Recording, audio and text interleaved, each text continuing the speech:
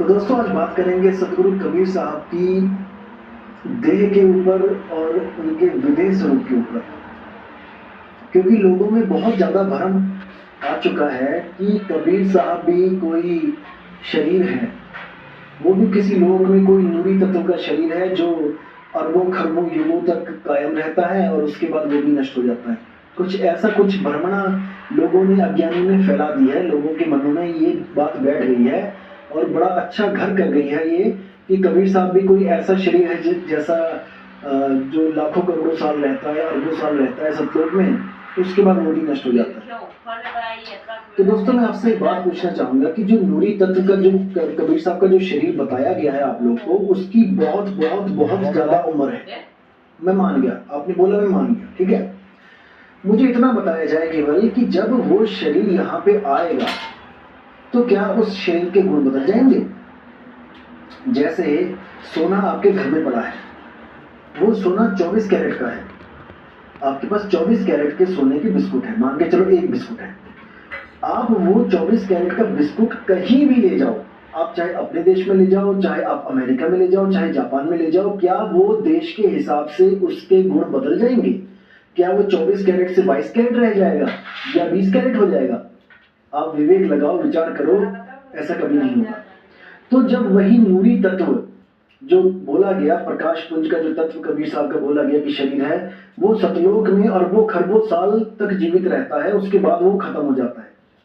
तो वो तत्व यहाँ 3 लोक में आने के बाद 120 साल में कैसे बूढ़ा हो गया? कैसे बाल सफेद हो गए? कैसे बुजुर्ग हो गए? ये इसका जवाब आपको नहीं दिया जाएगा। आप पूछोगे भी तो आपको कोई नहीं बताएगा, क्योंकि इसका कोई जवाब नहीं होगा उनके पास। इसलिए दोस्तों आपने खुद विवेक करना है, क्योंकि आप इतने भी मूर्ख नहीं हो कि हर बात तो आप किसी से पूछो। आपको परमात्मा ने बुद्धि दी है, आप भी तो कोई किसी काम लगाओ उस बुद्धि को। नहीं तो जानवर देख लो, जानवर बिना बुद्धि के घूम रहे हैं। भाई आप जानवर तो नहीं हो ना, आप तो इंसान कैटेगरी में हो। आपको विवेक दिया है, बुद्धि दी है, इसीलिए दी है ताकि आप सत्य असत्य का निर्णय करो। इसलिए नहीं दी है कि आप छोटी छोटी बात भी किसी से पूछ के करो, क्योंकि अगर छोटी सी बातें भी अगर किसी से पूछ के करोगे तो आप उसके गुलाम हो गए, आप गुलामी में चले गए। आप अपनी बुद्धि को साइड में रख दिया है और दूसरे की बुद्धि से काम कर रहे हैं। अब दूसरे की बुद्धि जैसे आपको चाहेगी वैसे न चाहेगी। इसलिए दोस्तों अपनी बुद्धि पे विश्वास करो। परमात्मा ने आपको भी वो दात बख्शी है जो बाकियों को बख्शी है, क्योंकि वो कभी किसी के साथ भेदभाव नहीं करता, वो कभी किसी के साथ भेदभाव नहीं करता। लेकिन आपने कैसे बुद्धि को यूज करना है ये आपने देखना है। कितना विवेक आप जगा सकते हो ये आपने देखना। मेरा काम है आपको विवेक देना और आपका काम है मेरे विवेक पे अपना विवेक लगाना। बस यही 2 काम है। मैं आपको विवेक दूंगा और आप मेरे विवेक पर अपना विवेक लगा के ये जानोगे कि सत्य क्या है और असत्य क्या है। बस इतना भी अगर आपने काम कर लिया तो वो सत्य आपसे दूर नहीं है। हाँ ये सच है दोस्तों कि हमारे देश की ये विडंबना है कि हमारे देश में ऐसे ऐसे गुरु घंटाल आ गए हैं जिन्होंने भक्ति को मस्ती बना के रख दिया, जो आपको तो बड़ी बड़ी बातें करेंगे, माया से दूर रहो, काम क्रोध से दूर रहो, और खुद उसमें लिप्त रहेंगे। आपको कहेंगे कि ज्यादा पैसे दिमाग खराब कर देते हैं, और वही गुरु सत्संग करने के 5-5, 10-10 लाख रुपए और पता नहीं क्या क्या आपसे मांगेंगे।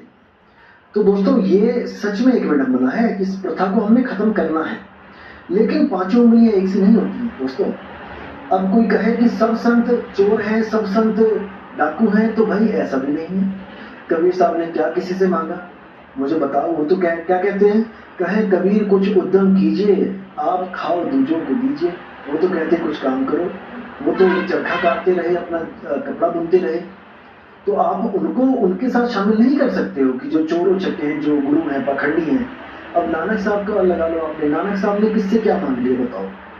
कितने लोगों से चलता इकट्ठा कर दिया बताओ? ऐसा नहीं होता। देखो वो समय कुछ और थे, उस समय कोई कारें नहीं थी, कोई बस नहीं थे, नानक साहब पैदल जाते थे, ठीक है। जो मिल जाता था, कोई सत्संगी सत्संग करते थे, जो ईमानदार होता था उसके घर खाना भी खा लेते थे, क्योंकि उन्होंने प्रचार किया। कहाँ कहाँ जाके प्रचार किया बताओ? अगर वो कोई नौकरी करते तो क्या वो प्रचार कर पाते? खेती बाड़ी करते थे तो क्या खेत वो सिर पे उठा के लेके गए थे क्या कि वो खेती भी करते और प्रचार भी करते? देखो दोस्तों समय के बदलने के साथ स्रोत भी बदल जाते हैं। इसको हमेशा समझना है दोस्तों।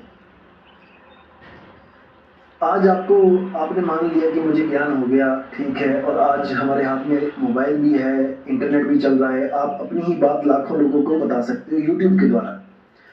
दोस्तों आज बता सकते हो ना।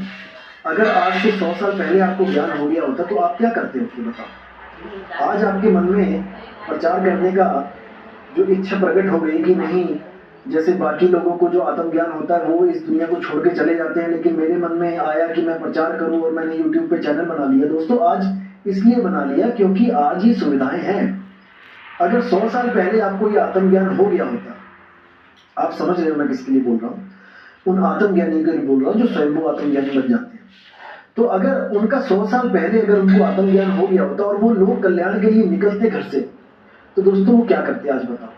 आज तो अपना बिजनेस है, पैसा आ रहा है, यूट्यूब भी है, चैनल भी है, लोगों तक बात भी पहुंच रही है। अगर 100 साल पहले वो करना चाहते प्रचार तो कैसे करते? क्या वो घर से बाहर नहीं निकलते? अगर वो नौकरी भी करते, बिजनेस करते और प्रचार करते तो कितनी दूर चले जाते? रोज उनको घर वापस आना पड़ता शाम को, क्योंकि सुबह उन्होंने दफ्तर भी जाना है। आप सोचिए दोस्तों, क्योंकि सोचने में टैक्स नहीं लग रहा है, सोचने में पैसे नहीं लग रहे हैं। आप सोचो केवल कि आज आपको अगर कोई अच्छा लग रहा है कि वो प्रचार कर रहा है और कुछ ले भी नहीं रहा है, बहुत अच्छी बात है कि कुछ नहीं ले रहा है, अच्छी बात है। ये क्यों नहीं ले रहे हैं ये भी मैं आपको बताऊंगा। तो अगर आप उस वक्त प्रचार करना हो आपने, जब सुविधाएं नहीं थी, तब आपको घर बार छोड़ना ही पड़ता, वरना आप ज्यादा से ज्यादा 10 किलोमीटर, 20 किलोमीटर, 30 किलोमीटर से आगे नहीं निकल पाते। समझने वाली दोस्तों बात है। और अगर बाबा नानक की तरह आप प्रचार करते गली गली शहर शहर घूम के, तो आपको पैसों की जरूरत पड़ती, ऐसा नहीं कि नहीं पड़ती। तो पैसा कहां से आता? या तो आप खुद अपना कमाते 5 साल 10 साल और जो इकट्ठा होता उसको खर्चते, और मेरे ख्याल से वो 2-3-5 साल में वो खर्च हो जाता पूरा, क्योंकि आप जब कमा के दोबारा नहीं कमाओगे तो जो इकट्ठा किया वो खत्म हो जाएगा। तो उसके बाद एक ही जरिया रह जाता है कि आप सेवा लो, अपने लिए मत लो। कबीर साहब ने इसको भी बोला है कि सेवा किस तरह की होनी चाहिए। कबीर साहब कहते हैं, मर जाऊं मांगू नहीं अपने तन के काज, परमार्थ के काज में मोहे न आवे लाज। इस वाणी को आपने समझना है कि वो गुरु त्याग देने योग्य है जो अपने लिए पैसा मांगता है। समझ रहे हैं? जो परमार्थ के लिए मांगता है उसके लिए कोई भी हम गलत शब्द नहीं बोल सकते। जैसे आज तो आपको लग रहा है कि आज मेरे पास अच्छा पैसा आ रहा है, मेरे पास सब कुछ है, मुझे कोई जरूरत नहीं है, इसलिए आप बड़ी बड़ी बातें कर रहे हैं। लेकिन अगर आप सच में प्रचार करना चाहते हो तो जरा इस YouTube चैनल को बंद करके एक बार बाहर निकल के देखो, तब आपको बहुत अच्छी तरह समझ आ जाएगा कि जिन संतों को आप बड़े आराम से पाखंडी और पता नहीं क्या क्या बोल देते हो, कितनी मेहनत करते हैं वो एक एक जीव को सही रास्ते पे लाने के लिए। लेकिन पंखे के नीचे बैठकर, एसी में बैठकर YouTube चैनल के आगे वीडियो बनाना बहुत आसान है, संतों को गालियां देना बहुत आसान है, संतों को मूर्ख बोलना बहुत आसान है। आप देखोगे कि कई YouTube चैनल तो ऐसे ऐसे हैं जिनके जो नाम है वो भी सदगुरु कबीर साहब के दिए हुए नाम यूज कर रहे हैं, जैसे नी अक्षर नाम, निशब्द नाम, अबोल नाम, अकह नाम और पता नहीं कौन कौन से। मतलब जो कबीर साहब ने आके बताया इस दुनिया को कि वो नी अक्षर है, वो अकह है, वो अनाम है, उनको ही कह रहे हैं लोग कि वही नहीं जानते उसके बारे में।